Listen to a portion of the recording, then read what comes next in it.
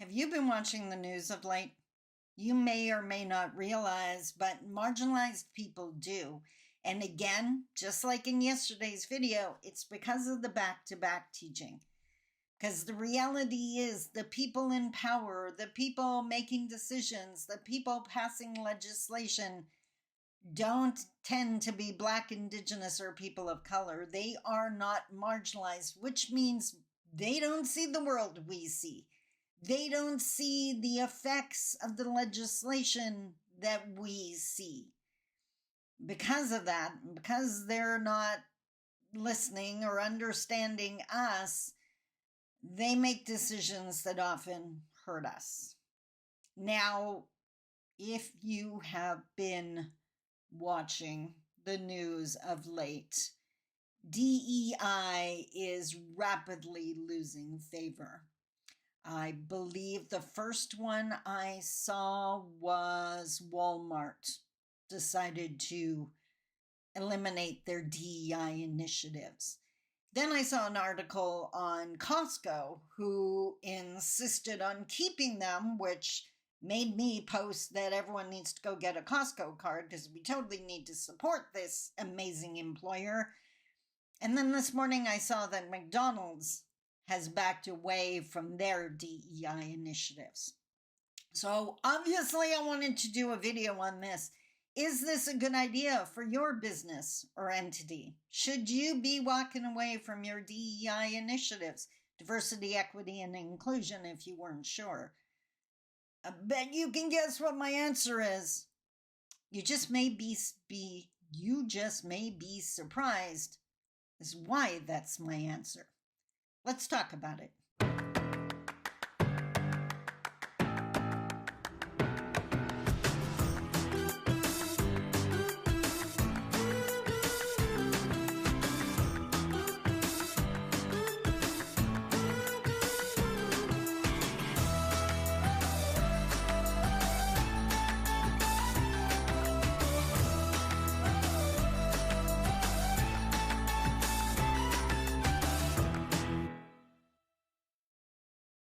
Bonjour. Mishko Poganon Quain Adishnakas Mundo Dem. Hi everybody. My name is Sandy Boucher.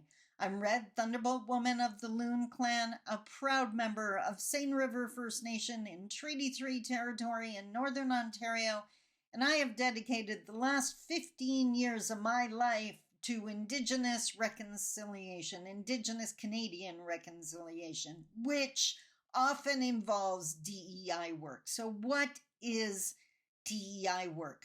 Diversity, equity, and inclusion. Now, let's start with what it isn't. Many people, many non-Indigenous, non-marginalized people think DEI stands for unfair advantage, or they believe it's marginalized Black, Indigenous, people of color. It's those people getting advantages that they, read white people, don't get. You realize DEI is trying to level the playing field, right? That if there's no Black, Indigenous, or people of color at your company, it's because there's a problem at the company.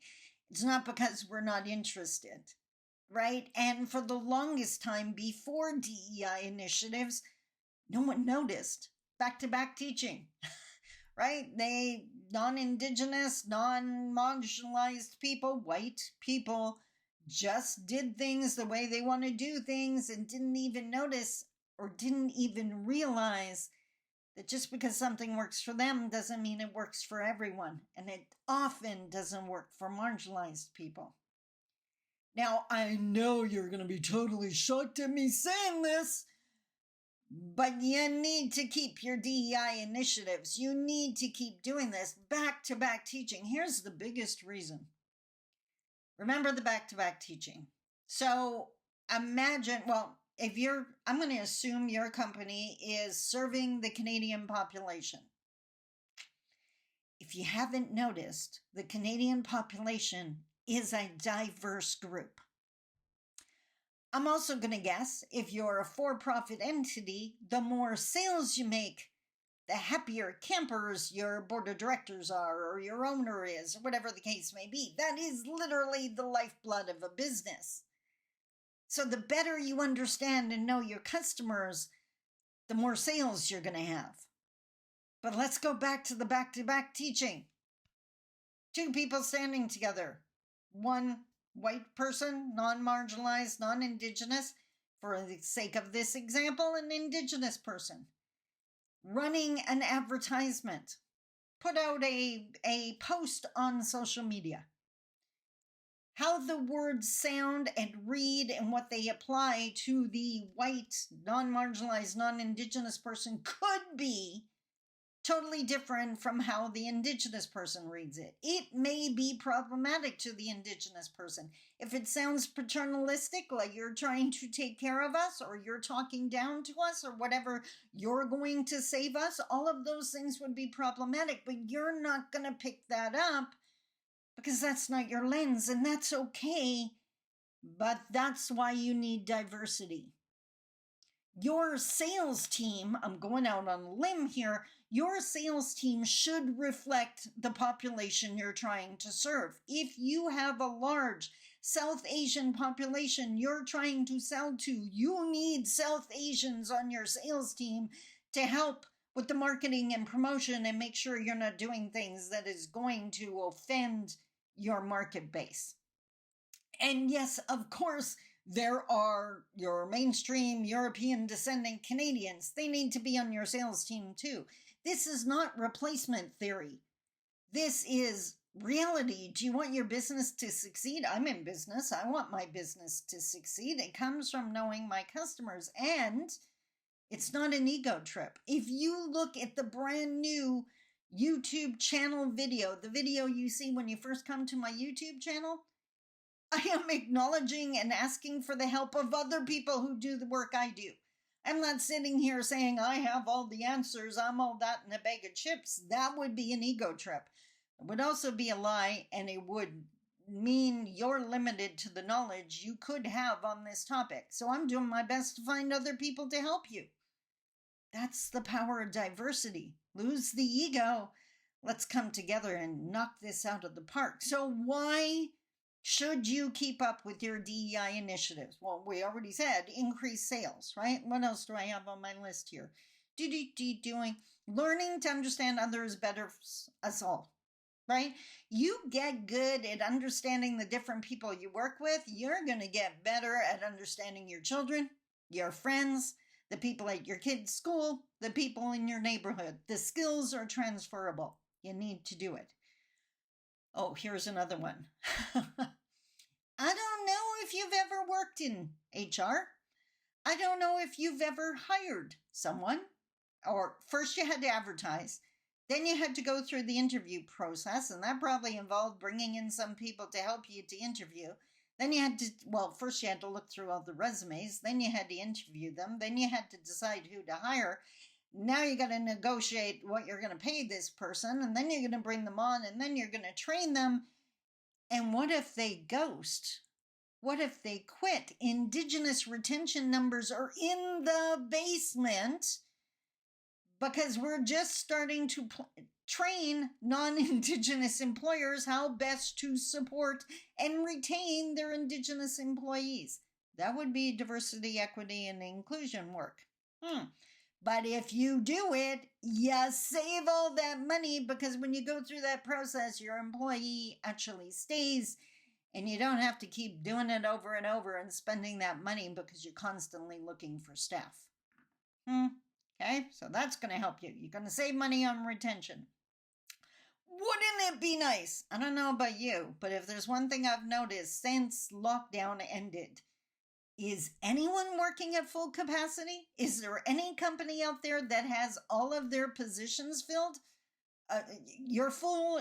If your company does, kudos, because that's few and far between. So imagine how we all benefit if all of the companies were working at full capacity, that they had people in the positions trained properly, supervised properly, and all of us benefit.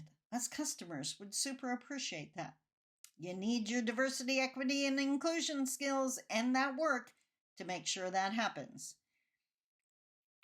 Oh, by the way, remember the turnover in Indigenous staff? Well, you're going to have a turnover in customers, Indigenous or not, if you don't get better at serving an Indigenous population or a South Asian population or a Black population. Well, some people out there want to go back to the good old days where everything was done like everyone was white. Bye-bye, because your customer's not going to survive if you keep up that mentality. Your choice. You could do this because the marginalized are not going away. We are here. We are rapidly getting to the point where we choose where we work. Toxic work environment? No, thank you. And we're also choosing where we spend our money. And by the way, in case you didn't know it, in the case of Indigenous peoples living within Canadian borders, we still are the fastest growing population. Did you hear me, businesses out there? If you want your company to grow, it is definitely in your best interest to get really good at serving Indigenous peoples, and you don't do that without having Indigenous people on your team. You're the blind leading the blind. You're kidding yourself if you don't. So don't jump on the wrong bandwagon because DEI is a good thing no matter what the conservatives would like to make you think. You're going to pay the price. It is really easy for some leader to shut their mouth off and say, this is not for our good. It's your bottom line that's going to be affected. And blaming them after you go into bankruptcy, they're really not going to care. But I'd be willing to bet you do. So to believe in people like Elon Musk, Trump, and Poilievre, if you honestly believe that they have your best interest at heart, well then, you need a reminder. And especially in the case of Poilievre, I'm going to end this video by showing you an image that none of us should forget, not the Indigenous and not our Indigenous allies. I want your business to succeed. DEI is going to help that happen. Abandoning it means you will literally pay the price. I hope that made sense.